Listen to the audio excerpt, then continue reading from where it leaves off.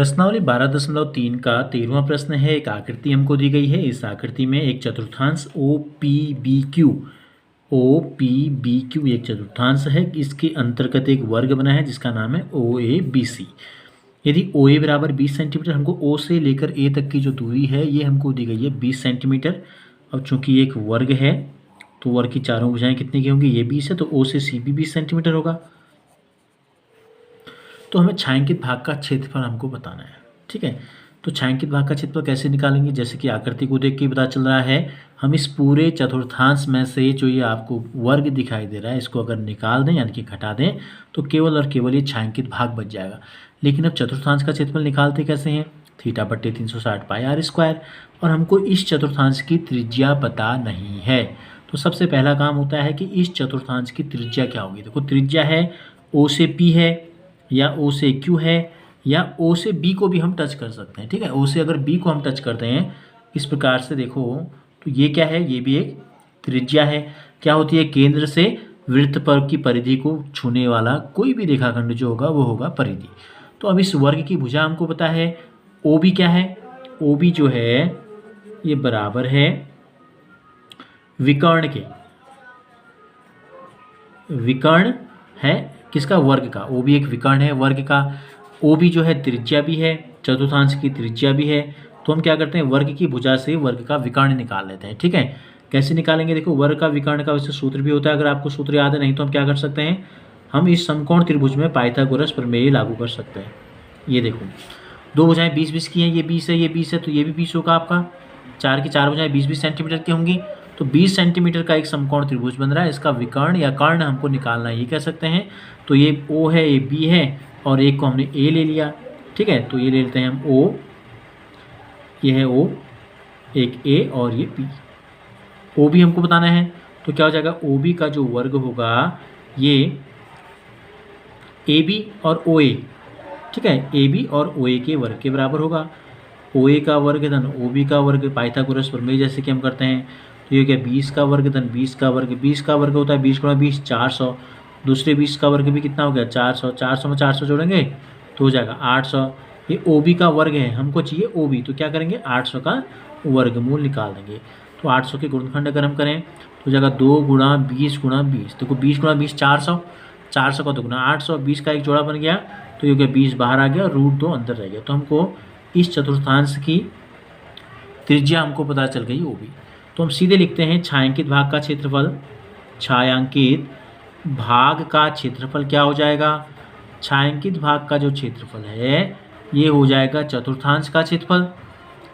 चतुर्थांश का नाम है OPBQ का क्षेत्रफल ऋण वर्ग है OABC का क्षेत्रफल।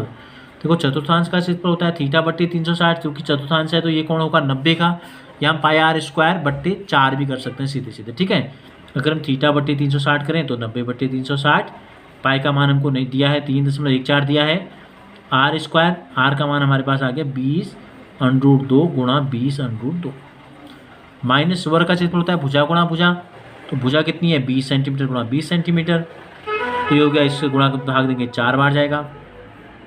ठीक है, 4 से अगर हम 20 को काटते हैं 4 पंजे 20 हो गया, 20 पंजे हो गया 100, तो ये हो गया 3.14 गुणा 100। देखो √2 को √2 से गुणा करेंगे तो रूट हट जाएगा, 2 आ जाएगा, ऋण 20 गुणा 20 400। 300 से जब हम 3.14 को गुणा करेंगे 0.2 अंक बाईं तरफ दाईं तरफ से जाके इधर आ जाएगा 0.00। ठीक है, गुणा 2 ऋण 40 हो गया, नहीं 400 है, 20 गुणा 20 400।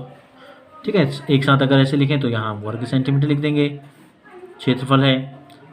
अब 314 का दुगना अगर करेंगे तो 628 हो जाएगा। ठीक है, 628 में से 400 हम घटा देंगे, जितना आएगा उतना वर्ग सेंटीमीटर जो है इस छायांकित भाग का क्षेत्रफल होगा। 14वां प्रश्न है, AB और CD केंद्र O तथा त्रिज्या 21 सेंटीमीटर और 7 सेंटीमीटर वाले दो संकेंद्री वृत्तों के क्रमशः दो चाप हैं। यदि कोण AOB 30 अंश है तो छायांकित भाग का क्षेत्रफल ज्ञात कीजिए। तो जैसा कि आकृति आपको दिखाई दे रही है, इसमें हम छायांकित भाग बताना है। ये कोण जो है दोनों त्रिज्यखंडों के लिए 30 अंश का है। ये छोटा वाला त्रिज्यखंड जो हमको दिख रहा है OCD, इसकी त्रिज्या 7 सेंटीमीटर है, और जो बड़ा वाला हमको दिख रहा है OAB, इसकी त्रिज्या जो है 21 सेंटीमीटर है।